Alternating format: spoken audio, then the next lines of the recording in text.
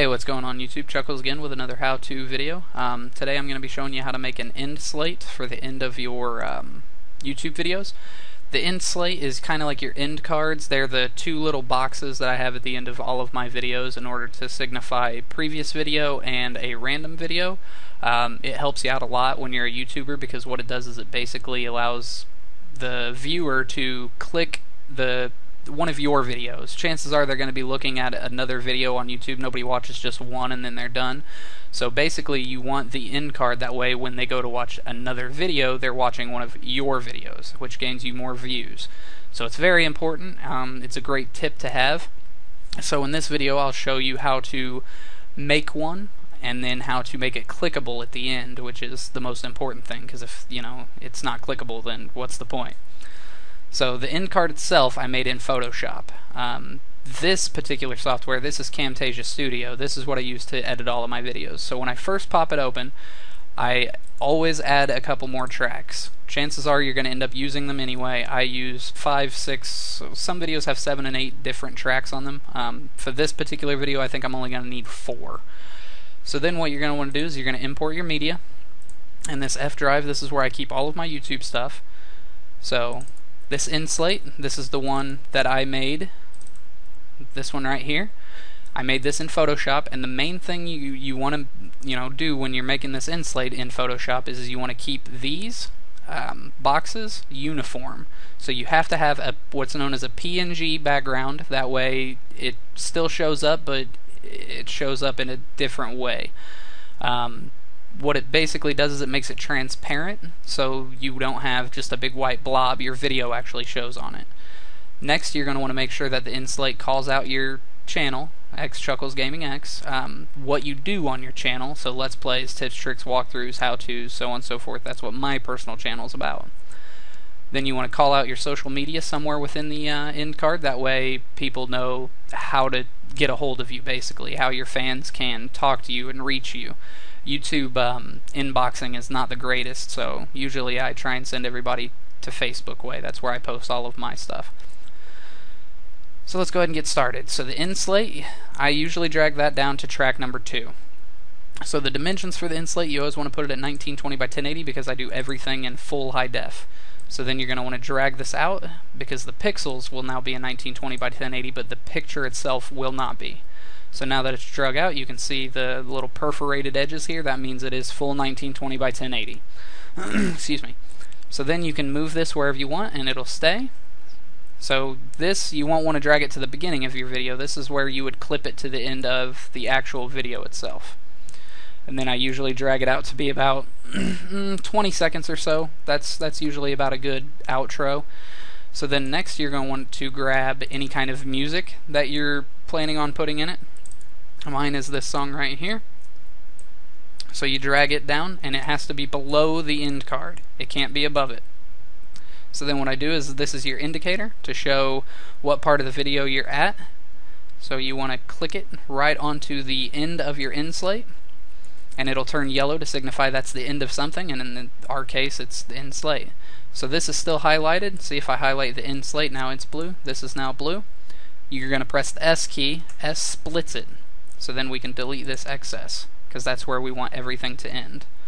So then next we're going to import our last video, which mine happened to be the Road to Legends Season 2 Episode 3. This was the last episode that I uploaded to YouTube. We're going to drag it down. And then what we're going to want to do is see, here's how I do it anyway, not that you have to do it. But this part right here, this is the beginning of the video. So this still has my introduction, the TGN intro, and then it also has me saying, hey, this is Chuckles again with another YouTube video.